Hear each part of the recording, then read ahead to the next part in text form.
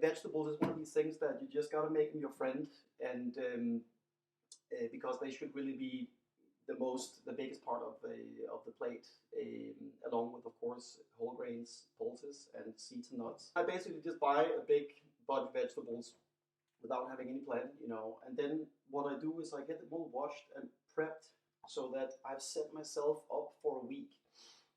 I'm not having to think about washing the vegetables and doing that every single time. I can just open my fridge and I can start cooking. So yes, it does require a little bit of effort, but if you are serious about eating vegetables and you're serious about doing more of your cooking yourself, which is not only great for, it's got loads of mental health benefits, sense of accomplishment, you get to, again, eat more vegetables because you won't ever get, a reasonable quantity of vegetables in your diet if you rely on takeaways and ready meals. And you also don't know where they come from, So if you're fortunate enough to have a farmer's market around, use that. Get on the veg box schemes, because again, the healthier the soil those vegetables are grown in, the better they're going to be for you. What I picked up at the farmer's market today, and obviously this time of year, it's just fantastic. These are kale flowers. Never tried these before. But I'm sure they will be absolutely delicious in stir fry, for instance. So again, there's no plan. I'm just going to get all this prepped, washed, and then it's going to go into boxes. It might take me about 15-20 minutes to do that, but then I will have saved myself so much time and trouble for the week ahead. And then I basically committed to eating all those vegetables and cooking all these vegetables, eating them myself, sharing them with friends. Who knows? But eaten they will be. The first part, fill your sink with water.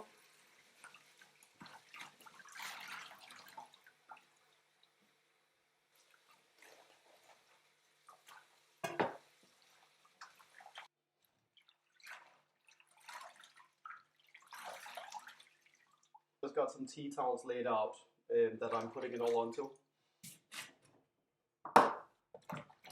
You just cut them into half so the water can get in there.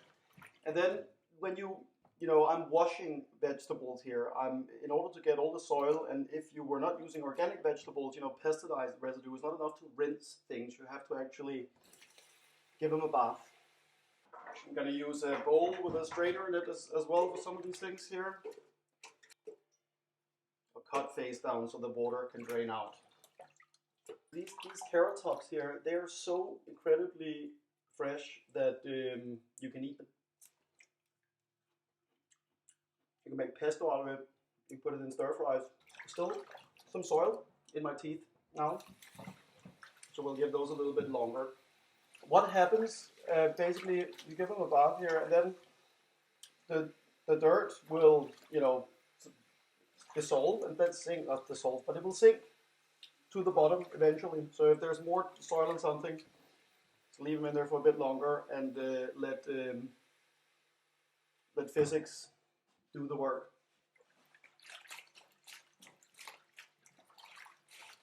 Here with these beet tops, they are actually also, most of them, in a state where there's absolutely no reason why you would not stir fry those, or just saute them with a little bit of garlic, or you could do one of my favorite methods, which is to steam them with a little bit of fat, like olive oil.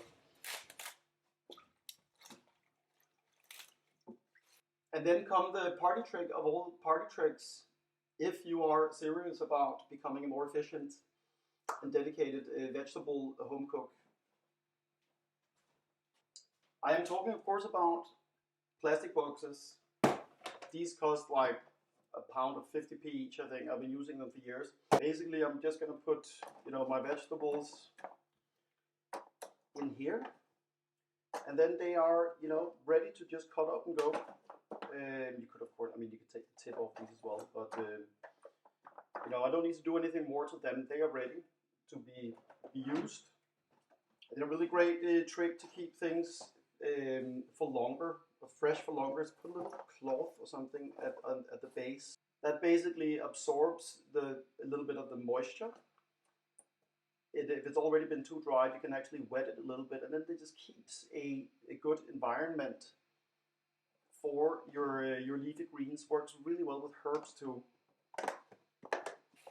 Incredible trick for carrots is to basically store them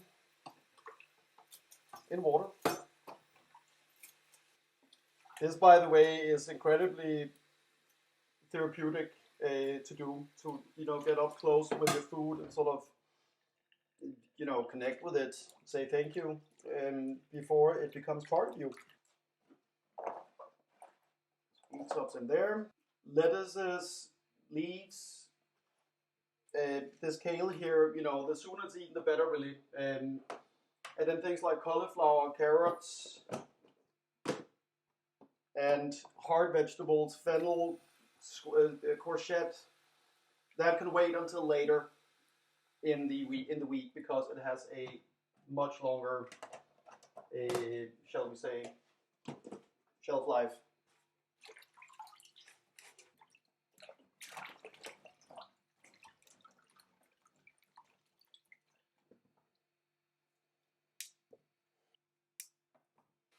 And then I've got some fresh thyme here. That I'm gonna wash, and then I'll put it in a box, and then I'll put it in the freezer, and then you just squeeze the bunch every time you need a little thyme or a lot of thyme in whatever it is you're cooking.